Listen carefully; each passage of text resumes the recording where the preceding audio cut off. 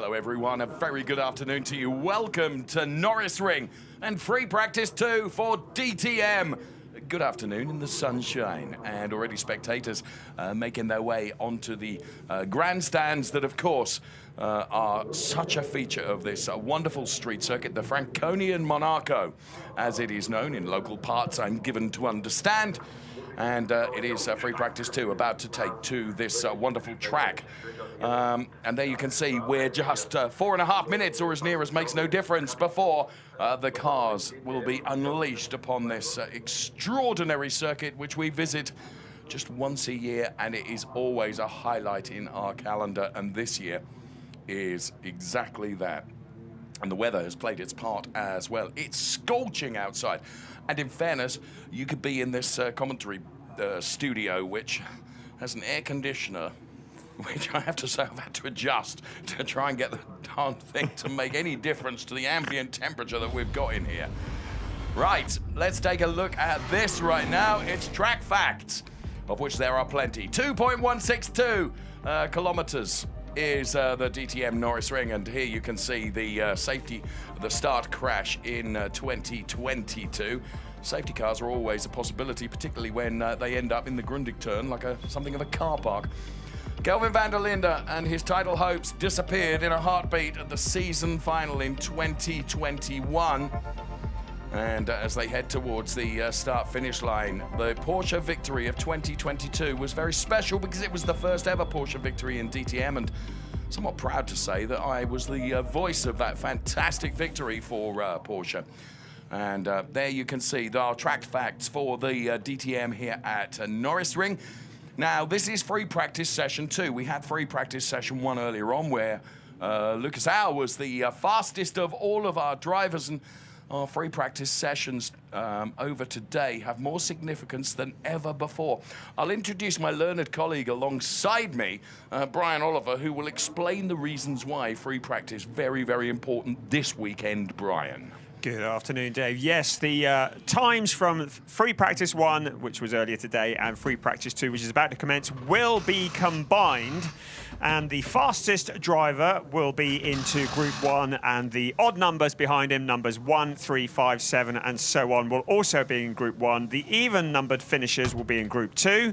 And those groups relate to qualifying. They do. So then when we go into qualifying, whoever sets the fastest time of all will line up on pole position, and their respective group will line up behind them in the row behind them. And the fastest person in Group 2 or the second group will line up on the outside front row, and their group behind them. I hope that kind of makes sense. Yep. But for those who think, well, those in Group 1 are being disadvantaged because potentially the track is going to get quicker as the session goes on Sunday's race for qualifying, it's swapped around. So Group 2 will go first and Group 1 will go second. So everyone gets a fair crack of said. That's right. That's exactly it. We saw just momentarily the points on screen for DTM for 2023 with Thomas Preining leading the way. The air temperature, look at this, just under 30 degrees. Track temperature 32.5. And there's just a flutter of wind around. Most of it from this studio. 2 points. You can see it there on the graphics. Keep yourselves hydrated out there, because you need it in these temperatures just under 30 degrees. There's the lake alongside the Congress building, which forms part of this whole complex here, which is so historic, of course. And that's just behind the Dutzendijk turn, which is one of the hairpins of one of the two, to be honest, that form part of this Norisring circuit. And apparently we have a delay to the start of free practice. We know not why. As soon as we do know, Brian at the moment is on the phone to race control to ascertain precisely why the start has been delayed. There'll be a message up on one of our timing screens in a moment, but start of the free practice has been delayed, which also means that our track run, which is scheduled for this afternoon and will not be televised, I'm pleased to say, is also going to be delayed. Just a few moments ago, we made our way up onto the that big tribune here to take a look, and it is truly a extraordinary circuit and an extraordinary place. And as I say, we come here but once a year, but it's always very, very special. And some of the vantage points that you can get and the enthusiasm from some of the spectators, you can see there where the heck they get the energy for that in these temperatures is beyond me. But it's a wonderful place, and it's a great place to be, and it promises to be two very, very exciting races over the course of our weekend, because the temperatures are not going to be dropping very much. In fact, on Sunday, there's a prediction that we could be mid-30s, Brian. Mid to high 30s, in fact. It is incredibly hot. We're expecting a very, very big crowd here at this place that is steeped in history, a real clash of cultures, a motor racing circuit in amongst hundreds of years of history. It really is a phenomenal place. You really have to experience it to believe it, don't you? Indeed, and if it's not on your bucket list, it needs to be on your bucket list, because it is. You can see that Sheldon van der Linde's car is champing at the bit there, not even parked up in the garage, ready to get going when we do. Is there anything on the screen which is telling us why our start has been delayed? Okay. Nothing at all. No. Because we've had a period of nothing running on the track, haven't we, for 15 minutes or so. So I don't know quite why the start has been delayed, but if we do get any information, we will, of course, bring that to you. So everyone waits with anticipation. Now, for Marco Wittmann, of course, it's very much a local gig for him. He lives in Fürth, which is just down the road from the track here in Norisring, Nuremberg. And he, of course, local driver and former DTM champion. And he very much looking forward to this. He lives just literally 20 kilometers. Back in 2018, the 33-year-old lifted the winner's trophy into the air for the first time here. A success, of course, he would like to repeat. And based on his performance in free practice 1, the session 1 this morning, where he finished probably further down the order than he would have liked. Thank you. 10th. Let's see what he can deliver in free practice 2. So Marco Wittmann driving for the Project 1 team this year, who've got a real pyramid in place, haven't they, for drivers. And Marco, of course, he's part of his phenomenal motorsport career. Started with them, of course, back in single-seater days, I seem to recall. Yes, anybody coming through that period has big boots to fill. It is the 10th time here for Marco Wittmann. He describes this circuit as being something like a beer garden. He won here in 2018, and he says that winning here meant more to him than either of his 2 DTM titles. That is how much drivers love this place. And of course, he is on the crest of a wave, having just won the Spa 24-hour race. So, and yes. Of course, you know, and I mentioned this during our free practice 1 session earlier on today. Having local support and in the thousands, it can be a help, but it can also be a hindrance as well, because it's piling enormous pressure on you as a driver, isn't it? You want to perform for your fans. And, you know, he will feel almost a double responsibility, really, to try and make them. You'll see banners up, Mega Marco, all around the place when it comes when it comes to racing. So we will see. Now, the session is going to start in 1 minute's time. There you go. It's confirmed at 16:54 as we go into the Abt garage with Ricardo Feller. And you can see Ricardo then getting ready inside the car and ready to go out there and get out on track, because we are just 40 seconds away from this session starting. There'll be 45 minutes on the clock. Free practice 1 ordinarily perhaps doesn't carry quite the import that it does today, as we're on board with Jack Aitken for Emil Frey Racing. When you and I were down the pit lane earlier on, looking at those 296 GT3 cars from the Prancing Horse brand, there was quite a lot of work going on because they didn't perform in free practice 1 how we expected them to, Brian. Yeah, 25th for Jack Aitken and 27th and last for Thierry Vermeulen, both in the Emil Frey Racing Ferrari. So clearly they haven't got a setup. Double pressure for Jack Aitken because he wasn't even at Zandvoort due to other commitments. So he missed 2 races. That equates to kind of technically two DNFs. So if he wants to be in the championship hunt, he needs to score points in every race. Now, Mauro Engel, who we're on board with here, and he accelerates down the pit lane right now. Welcome to free practice 2 with the DTM. Mauro Engel here, also on the crest of a wave, having been successful in DTM. We know what a quality driver Mauro Engel is. Where did he finish in FP1 today? Perhaps not as high up the order as we would have thought. P9, I seem to recall. Can he improve on that in the next 44.5 minutes? Through the Scholler S we go right now, riding on board with Mauro Engel. Now, when you exit the Scholler S, you run the car right out here. Well, you don't, not if you've got a car in front of you you're just trying to pass, but Interestingly, talking to a couple of drivers who've said when you come off the tarmac and onto the concrete on the exit of the Cholleresses, it's a kind of tiny little bit, maybe 1%, 1.5% of banking that you can use to give yourself a little bit of a slingshot.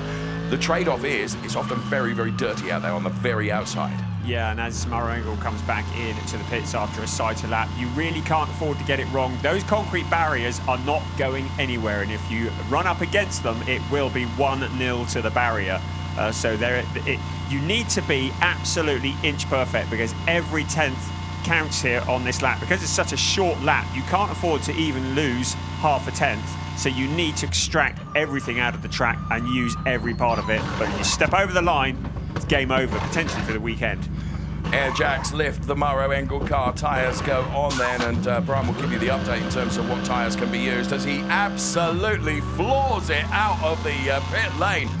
It was almost axle tramping out of there, wasn't it? You could hear on the rev limiter as he spun up the rears and left quite a lot of rubber in the pit lane, did Maro Engel, and he goes back out now, having done his sighting lap, as Brian so correctly identified, through the Grundig turn right now, and heading up to the chicane, the Cholleresses that we love here at the Norisring.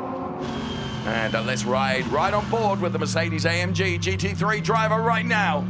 And there you can see another brilliant angle and a brilliant shot. And that's where you get that little 1% of banking on the concrete paved area. Yeah. Giving you just a little bit of a slingshot, almost like a tame catapult back out onto the tarmac. But as you saw, as you said, if you get it millimetrically wrong, which drivers tend not to do, they've got it sussed. Now, you made a very, very interesting point. Look at this. Who needs a smoke machine when you have Maro Engel in the house? Light 'em up. Come on, we love it. Thank you guys in our production team for giving us those images, because that looked awesome, did it not? Traction control. It's almost like having a James Bond villain, wasn't it, with some magic in the car. He's back in now. He's got to replace the back yes, tyres. yeah, the tyres are... You did ask about the tyres early on. So 2 sets of slicks can be nominated for each car for free practice, which the drivers will use over the 2 sessions. They are also allowed 1 new set of tyres for the free practice session, so 1 new set for each vehicle. I would suggest the new rubber is going to go on towards the end of this session when the track may be potentially a bit cooler. There will be more rubber on the track, and that's when they want to put in the fast time, because that will affect qualifying tomorrow.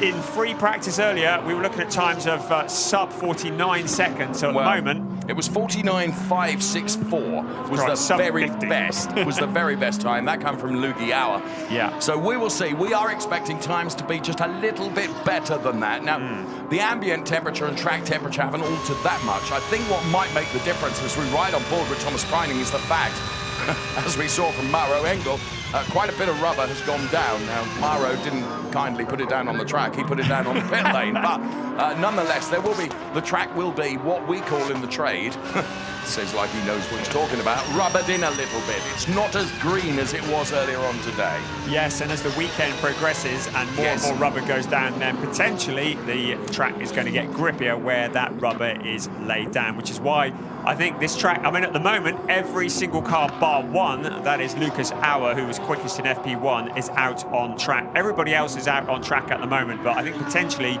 at the end of this session, it's going to get crowded. Of course, finding space on this tiny little track, which is 2.3 kilometers around, finding space to stretch your legs and to do that hot lap is a challenge in itself, and the drivers are very dependent on information from the team. That interface becomes ever more critical, doesn't it? Because, as you say, when you've got 27 odd cars out there, that's Dennis Olsen paused Brian Oliver to have some excitement then. You may have noticed that. Make a note. I mean, that was millimetre perfect. I bet you there are marks on the side of that car because he was brushing that ball. Amazing stuff. Felt it needed a bit of emulsion off the side of his Porsche. Fair enough. Lauren Heinrich was the quickest, but now it is Dennis Olsen, propelled by Brian, who has delivered. Lauren Heinrich now goes quickest, though, and he beats Dennis Olsen, and he's the first driver into the 49s. Let's go with Thomas Preining, though. Better than anyone. Sector 1, Sector 2, Sector 3. Blow me.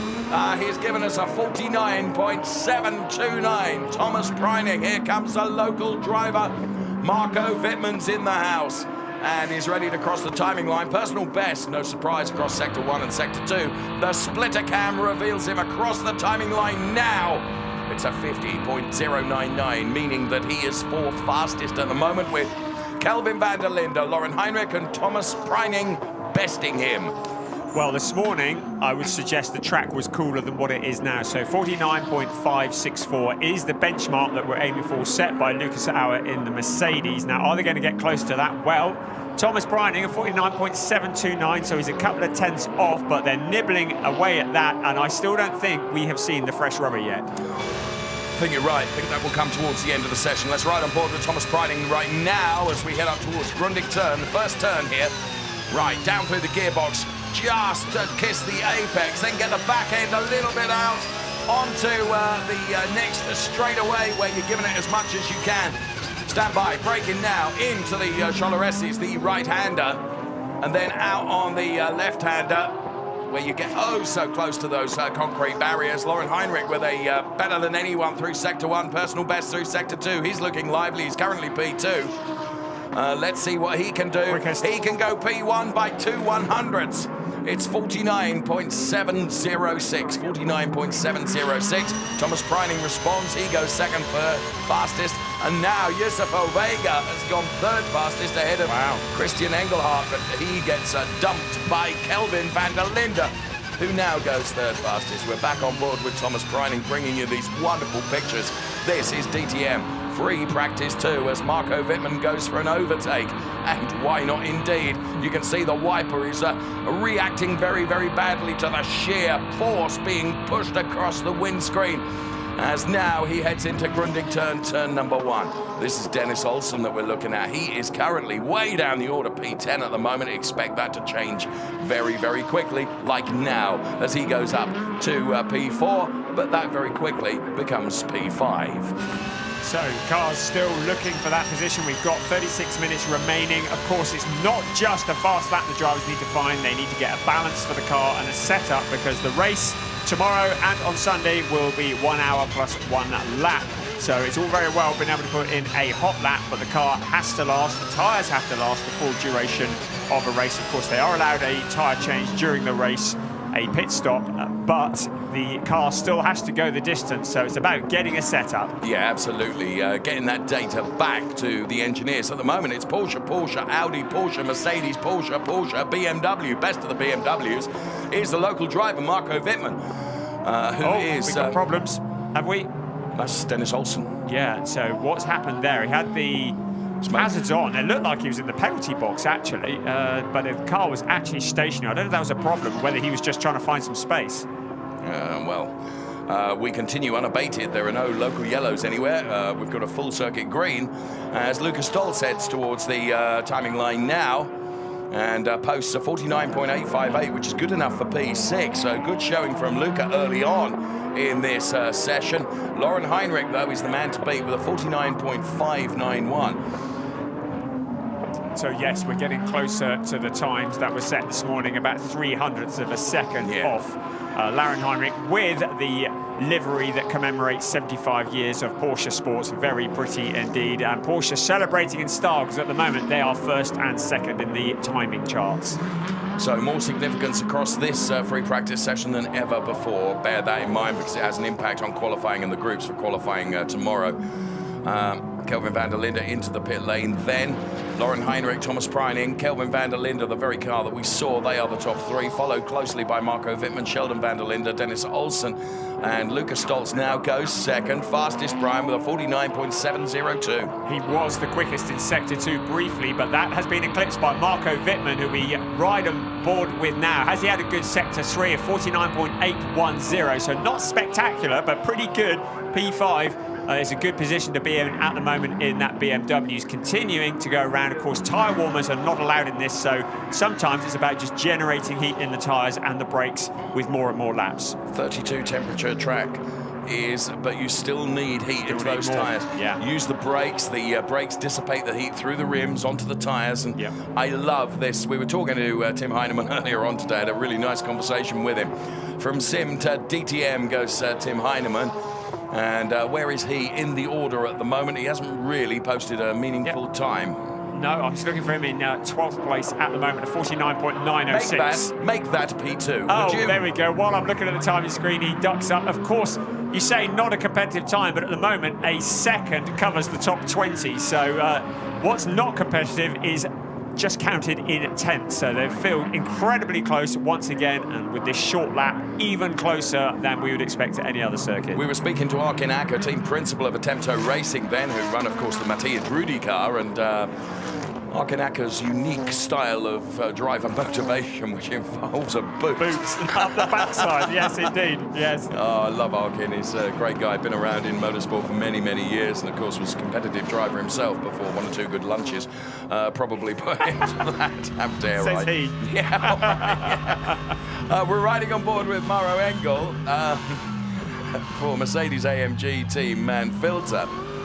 And accelerates out then, and there you can see he rubs the mirror against the concrete of the barriers and heads towards the timing line now and crosses it with a 51.708. That's not meaningful. There's more to come from Mauro Engel. It is Lauren Heinrich, Tim Heineman, Lucas Stoltz, Thomas Preining, then René Rast, of course, legend in terms of DTM, who is currently P5 ahead of Kelvin van der Linde and Marco Wittmann. Then Kelvin's brother Sheldon van der Linde is P8. Then it's Dylan Solson. And today's P1 driver from Free Practice 1, Lucas Auer, is P10. Yes, and René Rast, you just mentioned, of course, he needs to have a good weekend. He was also not at Zandvoort. He was in Formula E over that weekend. So that was effectively 2 DNFs for him in terms of points. So he needs to get back on it. He is serious about the championship. He's not here to make up the numbers that BMW. So he needs to get his skates on. P5 at the moment is good. Interestingly, lots of Porsches. I was going to say Porsches at the top, but René Rast has just jumped up into second place. So René Rast, man on a mission.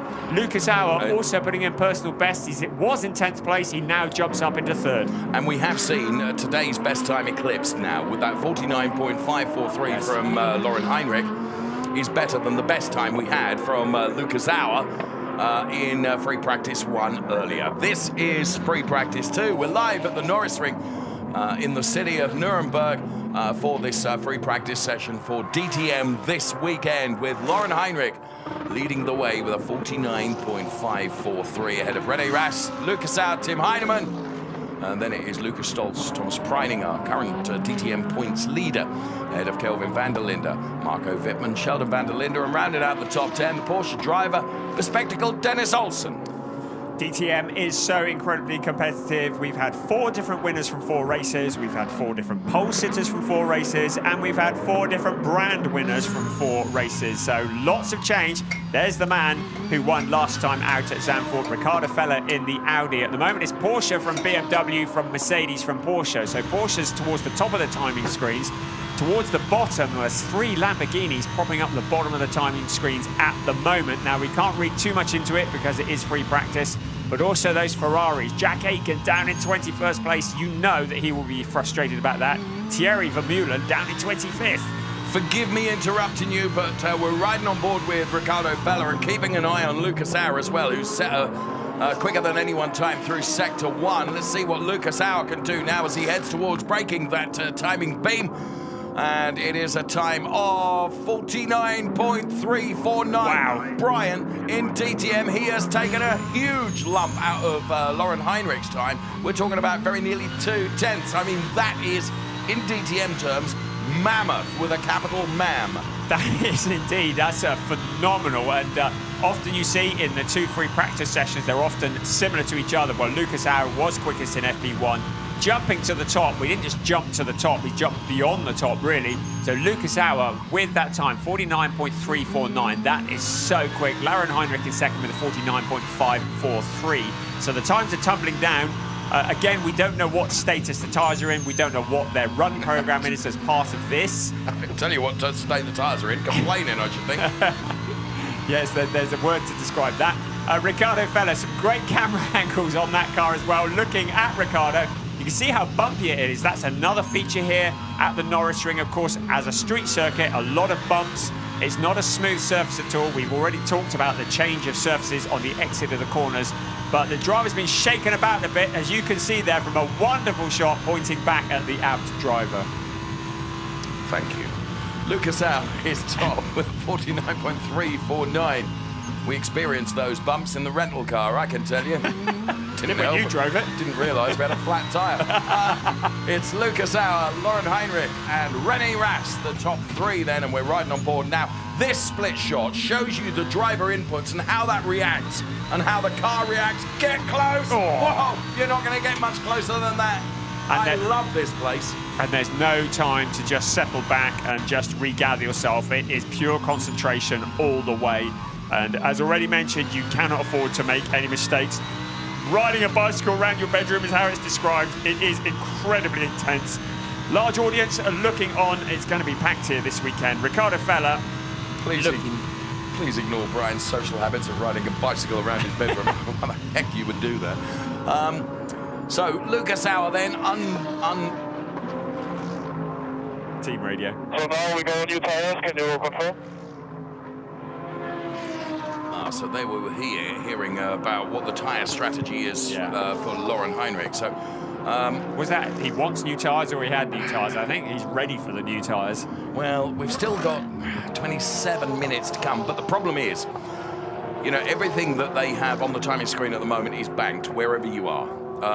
And this is only a free practice session. I say that, but it is fairly critical for the reasons that you so eloquently and articulately described earlier on. But when do you put fresh rubber on? You intimated that it would be at the end of the session, but dare I say it, in the middle of the session, which is where we are now, where the track is somewhat less populated, you'll find space on track. Yeah, you don't want to be tripping over other cars when you're on your hot lap, and of course, people backing off, trying to find space.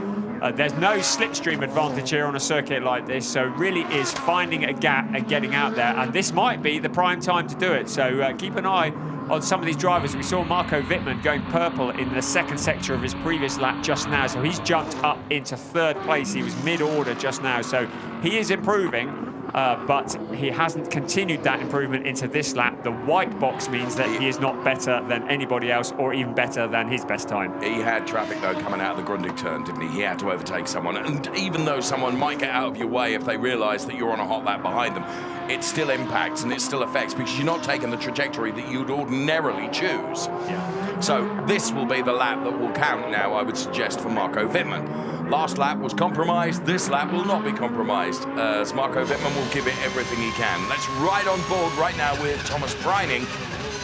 Personal best through Sector 1. Sector 2 was not so brilliant for Thomas Preining. Out onto the concrete paved area then, and then point the car towards the kink.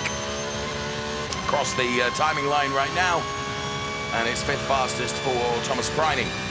Just to remind you, Thomas Preining, of course, is the points leader coming into this event. He has scored points in every race so far. He had a win very cruelly taken away from him at race 2 in Oschersleben as a result of a pit stop infringement, and he was pretty grumpy about that, but he does still lead the Drivers' Championship. That won't change tomorrow morning, because although 3, 2, 1 points are awarded on qualifying, he is in fact 4 points ahead of Franck Pereira. But the points championship very, very tight. Yes, there's a long way to go in the season, but Thomas Preining very much a championship favourite. You say there's a long way to go in the season. You're absolutely right. Of course, from here we head off to the Nürburgring. Then it is Lausitzring, Sachsenring, Repelring, and Hockenheim, all to come in this phenomenal 2023 season of the DTM, where Dennis Olsen is back out on track now and trying to improve, and indeed does improve. It's up to P3, where now we have got all 21, or we have a mix of 21 drivers, all split, Brian, by just over 6/10. Yeah, and in fact 24 within a second. Why don't you split hairs?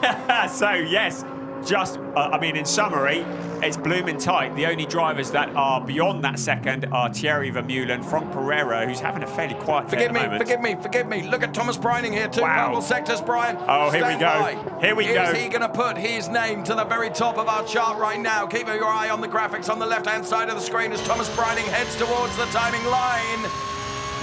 Oh, look at that. Oh, well done, Thomas Brining. Well, that is 3/10 quicker than we saw this morning, 3.5 quicker than we saw this morning. So I asked about Frank Pereira. Well, he's answering. Personal bests in Sector 1 and Sector 2. That's represented by the green boxes.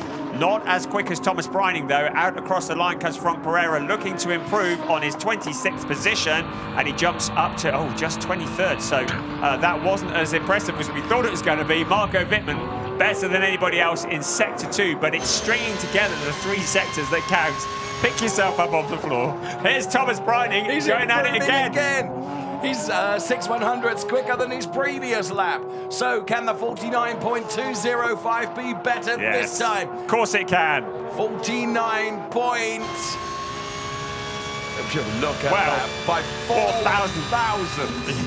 49.201. Third sector let him down there, but clearly they've got some fresh rubber on that now, haven't they? And he is now rolling the dice and giving it his all, and he rubs the wall as he comes out of the corner. The dust goes flying. You cannot get any closer. We haven't seen any notifications of track limits here at Norisring because there aren't any track limits. Go where you want, because if you get it wrong, it's going to hurt. Whilst all that's been going on, Lucas Hour, 49.349, second fastest. Then it's Kelvin van der Linde. You built the Frank Pereira lap up so much, and he was 23rd. Dave Richardson style, that was. Yeah, brilliant. read the race, chap. So Thomas Brining, Lucas Hour, Kelvin van der Linde, Dennis Olsen, Lauren Heinrich, Marco Wittmann, and Thomas Brining we're riding on board with right now. Bear in mind, points leader in the DTM Championship at the moment, absolutely wringing the neck of his Manthey Porsche 911 and doing such a good job out there. He is a full 10.5 quicker than Lucas Hour. Of course, he wants to maintain that position. What have we got? 22.5 minutes remaining in this free practice session. He takes advantage of the 1 or 2% of banking on that concrete and floors the car heading in towards the Dutzendijk turn. So just to remind you that when the race starts tomorrow, Thomas Brining, he won't have this in qualifying, but he will be carrying around a success penalty of 10 kilos, which will slow him down. So that's as a result of his second place at Zandvoort last time out. Ricardo Feller will be carrying 20 kilos of success penalty in his Audi as a result of winning, and Lucas Stoltz will be carrying 5 kilograms of extra weight in the race, not qualifying tomorrow, as a result of his third place at Zandvoort. So they need to get themselves as high up on the grid as possible, because they're going to be carrying that extra weight around for one race only tomorrow. Makes a difference, you're absolutely right. So good to point that out, and thank you for bringing us up to speed as to where the weight is going to be impacted and who it's going to impact tomorrow. So we have Porsche, Mercedes, Audi, the top 3 then, a spread of manufacturers as we look now at this absolutely wonderful number 69 car of Thierry Vermeulen, the ML Fry Racing Ferrari 296 GT3, which absolutely looks a piece, though. If I'm brutally honest with you, Brian, with Jack Aitken and also Thierry, they're running P24 and P26 at the moment. It's now, there was a lot of work going on in the garages when we were in there earlier on. I mean, the cars were in many pieces, weren't they? We looked and we thought, they've got to get that together for free practice. They were working hard. They've done it. The cars are back together, though just not in the mix that they would like to be. We're on board with Jack Aitken at the moment, as René Rast has put in 2 personal best sectors and is P4 now. So it's Brining, Auer, van der Linde and Rast. Now, a point you made earlier on, which I want to pick up on, which was very worthy, is the fact that when you look at the wonderful mix of drivers that we have and the wonderful mix of manufacturers that we have in DTM, those drivers that have got experience at this Norisring circuit, well, just take a look at where they are, top 5. Yes, absolutely. It was advantage the ex-GT Masters racers in the first 2 rounds at Oschersleben and Zandvoort, because DTM wasn't running at Oschersleben and Zandvoort and hasn't been for the last few years, and the GT Masters drivers had that track knowledge. But here, the tables are very much turned, and it's the drivers who have been here before, who know this track like the back of their hands, are starting to show. None more so than Marco Wittmann, who's been taking the headlines, but of course Thomas Preining. He took a win here at this event this time last year in the Porsche. He took his debut win and Porsche's debut win here at Norisring this time last year. And I was very privileged to be able to call that win across the line as he took the checkered flag, and it was a real privilege to do so. Laurin Heinrich then, driver of the car number 75, has got personal bests in Sector 1 and Sector 2. Now, Laurin Heinrich at the moment is fourth fastest. Is he going to improve? Personal best might be enough to improve from P4. Wow, second. There you go. You don't need to set purples in every sector to make an improvement. No, absolutely. And of course, while we're just talking about some of the cars that are at the wrong end of the timing screen, don't forget, they're not just going for times at the moment because it is about the setup, but I do feel as though the Ferrari is still looking. I'd say Laurin Heinrich, he was not in DTM last year. He was in Porsche Carrera Cup Germany. In fact, he won the championship. He has been mighty impressive since joining DTM, and the way he has taken to the Norisring really shows his qualities as a really competitive driver. Fair point that you make, and thank you for doing that and sharing that with us. Thomas Preining, Laurin Heinrich, Lucas Au and Kelvin van der Linde. Now Sheldon van der Linde he was one of the stars in our free practice 1 session earlier on today. He got third, didn't he? Yeah. P17 at the moment, Brian. But again, they might be working on something else. The time that he had this morning of 49.724 is carried forwards as part of the consideration when the times are combined at the end of it. He's been very consistent. 733 is what he's had, 49.733 in this session, so very similar to this morning. Again, I think it might be hold on to your hats, because I have a feeling this is all going to change with about 10 minutes to go.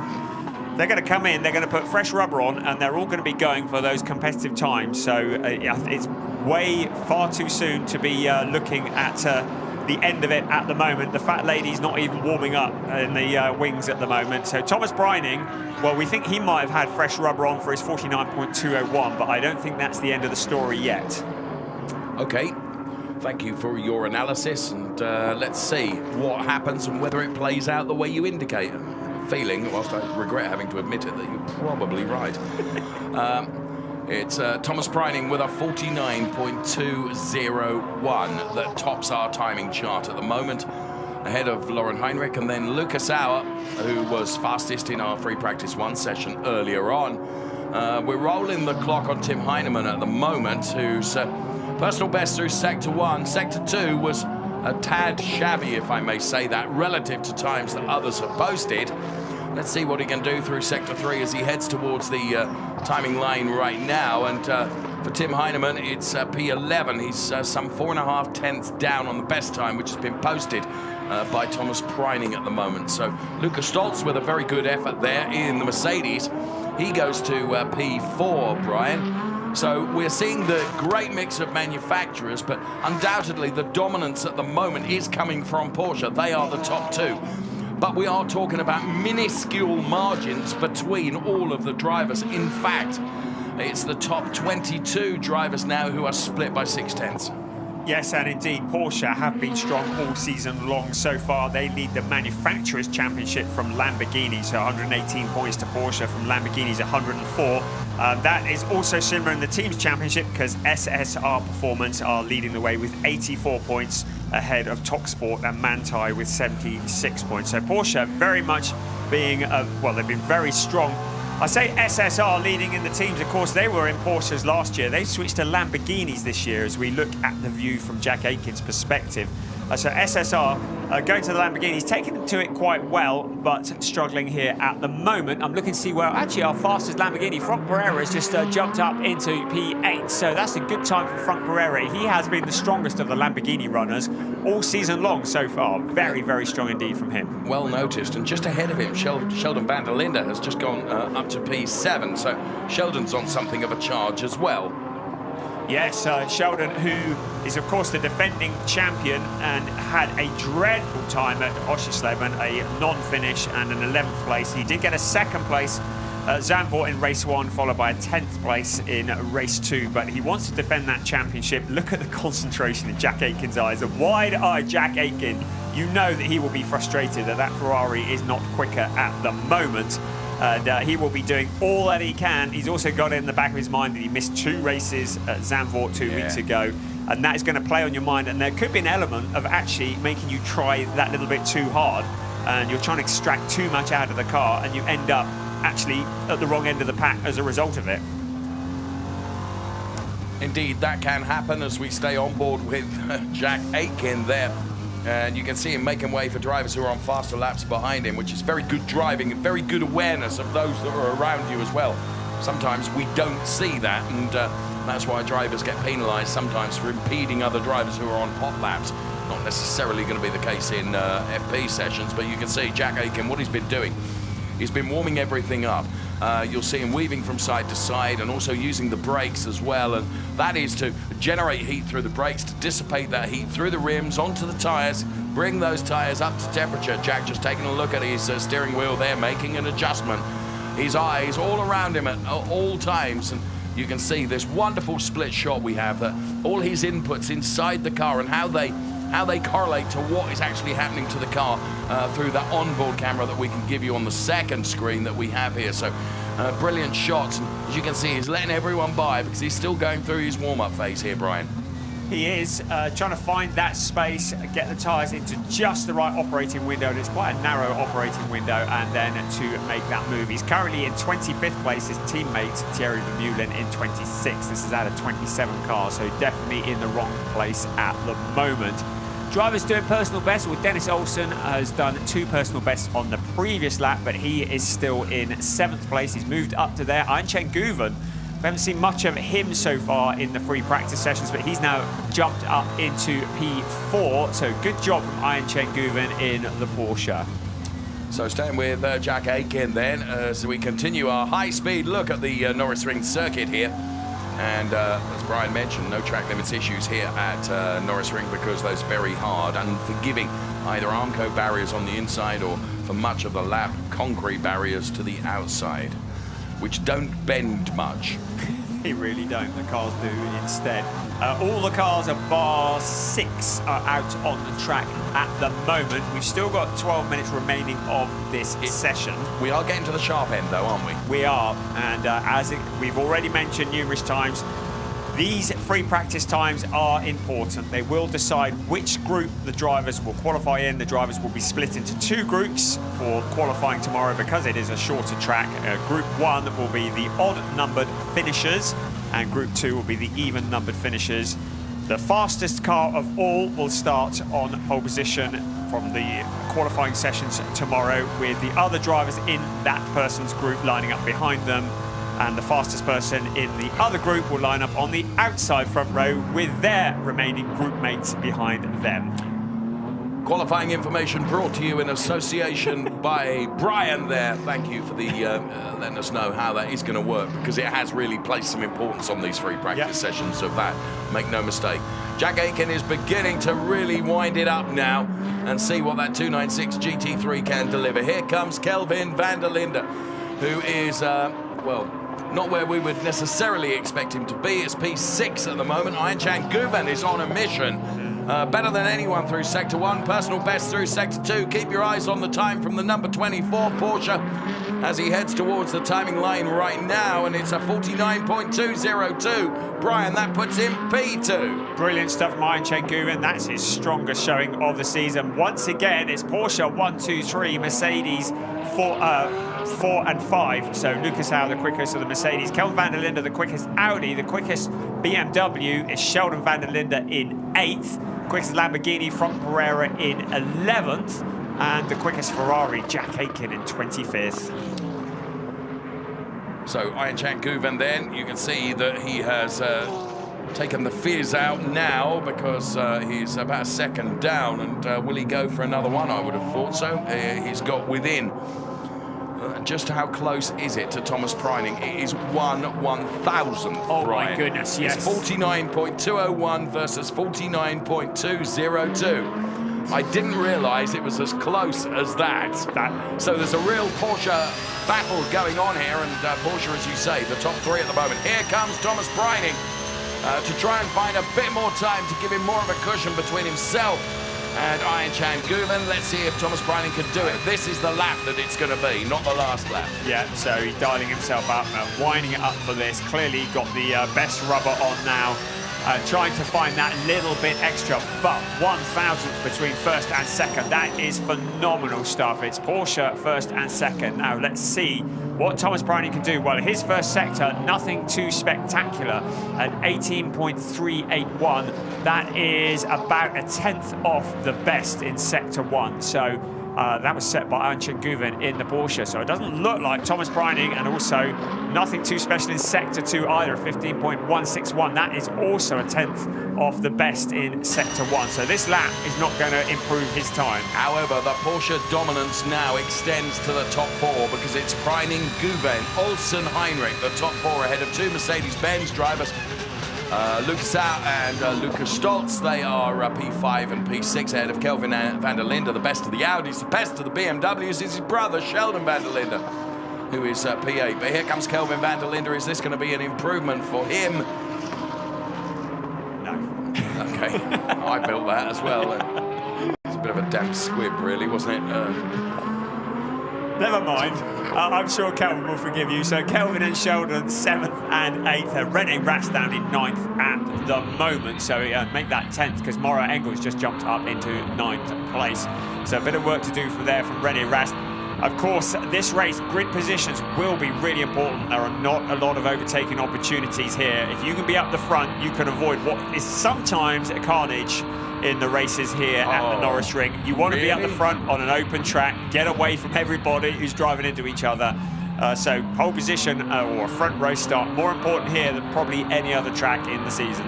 We're on board with the Marco Wittmann BMW. Now, he's currently languishing, if I can use that word, down in 14th. That's not where he would want to be, even though this is a free practice session. Marco Wittmann then much further down the order than he would like to be, trying to extract the maximum out of his BMW in the remaining 7.5 minutes of this free practice 2 session. Live from the Norisring, this is DTM. It's Breining and Guven, then Olsen and Heinrich with a 4-way Porsche dominance at the top of the charts at the moment. Marco Bortolotti has set a personal best in sector 1, not so much in sector 2. He's currently in 11th place. The short lap, he's got about 5 seconds left on this. He's going to cross the line. Is he going to improve on his 11th place? And the answer is yes. P3, he had a great final sector. Mirko Bortolotti, and now the Lamborghinis are suddenly starting to show. That is a great job from Mirko. Yes, what a brilliant lap. And just, I mean, the difference is measured in the 100s. It's 7 100ths down on P1, which is Thomas Breining, and remains Thomas Breining on 49.201. Marco Wittmann has found something from somewhere, certainly in the middle sector. Here we go with Marco Wittmann then crossing the timing line right now. He does improve. It's 10th at the moment. We think there's more to come from Marco Wittmann. And Mirko Bortolotti, I'm going to suggest that this lap is something of a cool-down lap before he perhaps tries to go again. Yeah, one more maybe from him. Look at him, hugging the wall to come into the pit lane. Well, that might ruin my strategy of him going again, because there are only 6 minutes remaining. Now, it is a very, very short lap, Brian. Yes. But even so, 1 second covering the top 26 cars. That's amazing. How short and how tight it is. These cars, so many different configurations, different capacities. Some are naturally aspirated, some are turbocharged, some of the engines at the front, middle, the rear, and yet they are separated by a second, all bar one car, which just shows how phenomenal the DTM is. Marco Wittmann goes P4, Brian. Oh, what an improvement, yes. Cutting across your words. Cut away. I had to bring you that news, because the local driver, for whom the support will be enormous across the course of the weekend, has improved and has gone 4th fastest and is now just 9 100ths down on P1. So, I mean, the gaps between the top drivers are tiny, Brian. Absolutely tiny. It's the difference of a millimetre, isn't it? It is, and with a track that is just 2.3 kilometres around, every little centimetre counts. As we look now, Yusuf Ovega, he has been very solid all season long. He is just always there or thereabouts. He did have a non-finish in the last race at Zandvoort, but apart from that, has always been lurking in the background, and a very, very quick driver in that Mercedes. You discount Yusuf at your peril. Currently in 19th place, looking to improve on that, and we just see as he finishes the final sector. So as he crosses the line in a few moments, it was at 19th. What's he going to be as he comes out of the final corner to cross the line? And we'll see what Yusuf Ovega can do to improve. Well, not that much at the moment, it seems, as we ride on board with Marco Wittmann, also looking to improve. Wondering whether some of these drivers have got the most out of this as they can as we get towards the end of this session, because Marco Wittmann also not improving. We've got a yellow in turn 1, so clearly somebody's had a moment. Hopefully we'll get a look at the moment and see what has happened. It just looks like it might be Frank Pereira. Yes, it is Frank Pereira, who's in the runoff area. He's had a big moment. Looks like he hasn't got any damage. Well, certainly nothing that will bring him to a stop, so hopefully we can carry on. Oh my, that's not looking so hopeful, is it? No, it isn't. It's not looking very hopeful at all. So Frank Pereira then, so unhopeful is it that the belts are being undone. This is going to go red, I reckon. Is it? Oh, is it? He is getting it Should moving, be able isn't to he? get it to safety in that position. It's one of the places here where you can get that, and with only 3.5 minutes remaining on the board. Don't know. Race control, of course, will be across that, and driver safety is always of paramount importance. Full course yellow. Yeah, well, that's no surprise. And that will seriously mess up anybody who's waiting to the last minute when the track was potentially quickest to put in their fastest lap. And let's have a look and see what happened here. So here we are going into the... he's hugging the outside, isn't he? I think he maybe... Oh, that's the reason Engsler why. he's got together with, isn't it? Luca Engsler. Luca was taking something of a shortcut into that turn, wasn't he? Avoiding action, I'd say. Yeah. And yeah, and you can see, was that Iron Chen Guven just off picture? He was probably taking avoiding action as well. So a fairly lively few moments there, which we don't like to see, especially in free practice. But this is going to curtail drivers' plans with less than, well, how long is left? 2.5 minutes of this session remaining. Yeah. So that means, and that's why it's crucial, isn't it, to bank what you can. Yeah. But of course, the track is coming to the drivers and came to the drivers towards the end of the session. Although the 49.201 from Thomas Preining and the 49.202 from Iron Chen Guven, the only person that really was getting close to that towards the end was Mirko Bortolotti. Let's see it from on board here. Yeah, good view back, vibrations as well. You can see Luca Engsler to the inside. That's Iron Chen Guven also there. And the two cars, well, really, it was kind of avoiding action and then a light contact. Doesn't look like it's heavy damage, but enough to put him out of this session and caused. And it looked like Engsler also went as well. We can see him there pointing in the wrong direction. So he was also a casualty of that. He was not able to continue on that lap. So the car of Frank Pereira then is towed to safety, and we might get a lap in, but it would be futile, Brian, because everyone's car's tyres will have now cooled down. Someone get some oil for that. It's squeaky as hell as it's being dragged from the track. The SSR Performance Lamborghini. Still got to get used to saying that. Sounds like my road car, that does. Sounds like a 1K tone being put through the headphones, doesn't it? But no, Toti says. Stop! For crying out loud. Yeah. Yeah, I don't know what's going on there, but clearly it's going to be a bit of a whimper that this session finishes. This is the view on board with Frank Pereira going into that corner. I should think we're going to see Engsler come steaming up the inside any second now. There'll be that contact, which is about now. Bang! And then both cars go a-spinning. Nobody wins in that particular situation. No, you're absolutely right. And with the clock having counted down to 30 seconds now, I'm assuming that the checkered flag will come out on time. Yeah. And Frank somewhat frustrated with the recovery crew. I think he is aware of perhaps something broken, maybe on the front of his car, and trying to avoid further damage by towing it even further than is necessary, perhaps. But he was 15th when the full course yellow came out, and where was Luca Engster? He was in 21st. I think we should keep talking because I'm not entirely sure we should be listening to what might be said. Full course yellow is now finishing, but of course so is the session, which has been checkered flagged, so it is game over. Well, so there you can see the green flag, but as Brian says, the clock has counted down to 0, therefore we get the checkers as well, and there indeed is the checkered flag. So something of a curtailed session towards the final minutes, and that involved the car of Frank Pereira and also Luca Engstler, and was it Aynchan Guven who also had to take evasive action very rapidly as well. And there we can see Thomas Preining then, who will be very satisfied with his performance, having beaten Aynchan Guven by 1/1000 in this free practice session. Now, looking at the times, the top 25 drivers, Brian, covered by less than 7/10. That is remarkable. That is phenomenal, isn't it? Of course, those times now will be combined with the slower times, which we saw in FP1 this morning, and the final list will be compiled and the drivers will be divided into 2 groups. Thomas Preining, the quickest of anybody, will be the car that leads Group 1. And I should say the car in Group 2, the leading car in Group 2 will be Aynchan Guven as the second quickest of anybody. I think I would agree with you there. Well done. That's my maths done for the day.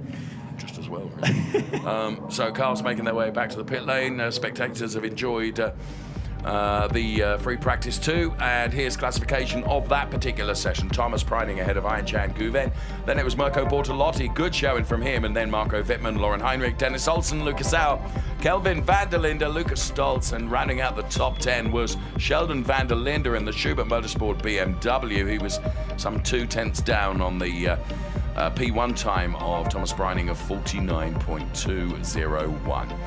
Then we saw Mauro Engel for Mercedes. Then it was the BMW of René Rast ahead of Christian Engelhardt. Arjun Maini, Frank Pereira, who was involved in that, and Tim Heinemann and Ricardo Feller and Josef Ovega. Mick Wiesofer and David Schumacher didn't shine quite as much in free practice 2 as he did in free practice 1. Ahead of Luca Engstler, Patrick Niederhauser, Jack Aitken, Clemens Schmidt, Matthias Drudy, Thierry Vermeulen, and Alessio Dell'Ada. Rounding out the 27 drivers.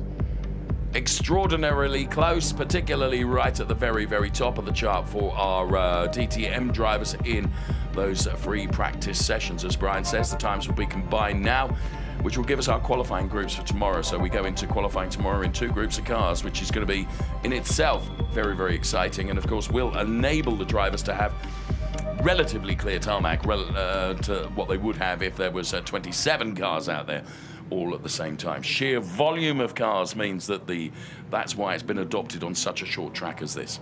So Thomas Preining will be in the first group, will go first. Let's have a little look at some of the highlights in just a few moments of this session that has taken place. Great shot of Mauro Engel smoking the tyres.